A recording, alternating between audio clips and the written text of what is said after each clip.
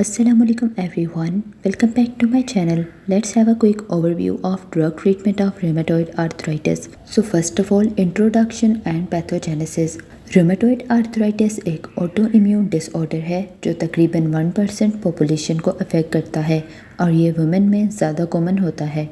इसकी पैथोजेनेसिस में हमारे अपने एंटीजेंस लाइक टाइप 1 कोलेजन और विमेंटिन मॉडिफाई हो जाते हैं जिन्हें एंटीजन प्रेजेंटिंग सेल्स पिक कर लेते हैं। नाउ इम्यून रिस्पॉन्स, ये cells CD4 T helper cells को एक्टिवेट करते हैं जो फिर बी सेल्स को प्लाज्मा सेल में कन्वर्ट कर देते हैं। ये प्लाज्मा सेल्स ऑटो एंटीबॉडीज़ बनाते हैं जिसे रूमेटॉइड फैक्टर और एंटी-CCP कहते हैं। Then inflammation, T cells cytokine secrete करते हैं like tumour necrosis factor alpha, interleukin 1 और इंटरल्यूकिन 6, जिसकी वजह से साइनोवियल सेल्स प्रोलिफरेट करते हैं और एक पैनस बन जाता है। ये एक थिक स्वॉलन मेम्ब्रेन होती है जो कार्टिलेज और बोन को इरोड करती है। देन ऑब्जेक्टिव्स ऑफ ट्रीटमेंट करते वक्त मेन गोल सिर्फ पेन को कम करना नहीं होता है। ट्रीटमेंट के 3 मेन ऑब्जेक्टिव्स होते हैं। फर्स्ट, रिडक्शन ऑफ इन्फ्लेमेशन, और इसमें इन्फ्लेमेशन और पेन दोनों को कम किया जाता है by using NSAIDs. Second objective is disease की प्रोग्रेशन को स्लो कर देना ताकि जॉइंट मज़ीद ख़राब ना हो और इसके लिए DMARDs यूज़ होते हैं। And the third main objective is prevention of deformity, ताकि पेशेंट के जॉइंट्स की मूवमेंट उसी तरह से बरकरार रहे। Then classification of drugs, rheumatoid arthritis के ट्रीटमेंट के लिए हम 3 मेन ग्रुप्स यूज़ करते हैं। फर्स्ट, एनासिड्स, ये पेन और इन्फ्लेमेशन को रिड्यूस करने के लिए होते हैं। देन ग्लूकोकॉर्टिकॉइड्स, ये क्विक रिलीफ और एक्स्ट्रा आर्टिकुलर प्रॉब्लम्स के लिए होते हैं। Then DMARDs, these are disease modifying anti rheumatic drugs, ये सबसे इम्पोर्टेंट हैं क्योंकि ये डिजीज़ के कोर्स को चेंज कर देती हैं। DMARDs को हम 2 कैटेगरीज में डिवाइड करते हैं, क्लासिकल और synthetic DMARDs and second category is biologics. So first of all classical DMARDs, इसमें सबसे पहले जो ड्रग आती है वो है methotrexate.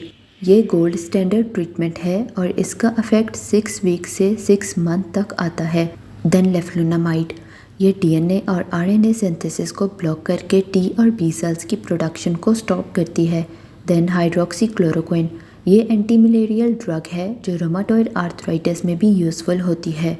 Then other drugs are azathioprine, cyclosporine और गोल्ड सॉल्ट्स। गोल्ड सॉल्ट्स अब ज़्यादा यूज़ नहीं होते क्योंकि इनके बहुत ज़्यादा साइड इफ़ेक्ट्स होते हैं।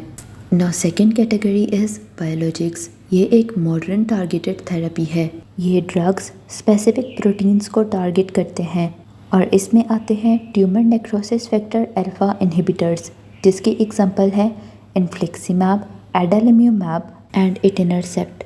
एनागिनरा इंटरल्यूकिन 1 इनहिबिटर है।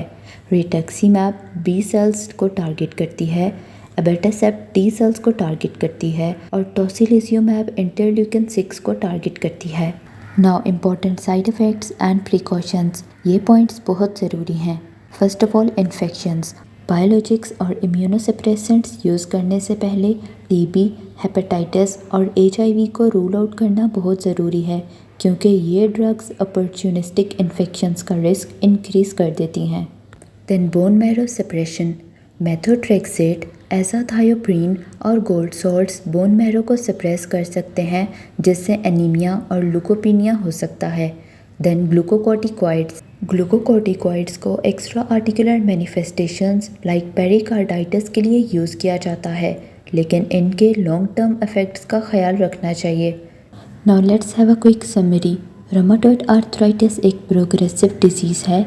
इसका ट्रीटमेंट एनासिड से स्टार्ट किया जाता है फॉर इमीडिएट पेन रिलीफ, लेकिन जॉइंट डिस्ट्रक्शन को स्टॉप करने के लिए DMARDs को जल्दी स्टार्ट करना ज़रूरी होता है।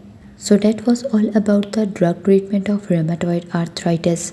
If this help you, please like, share and subscribe. Thank you.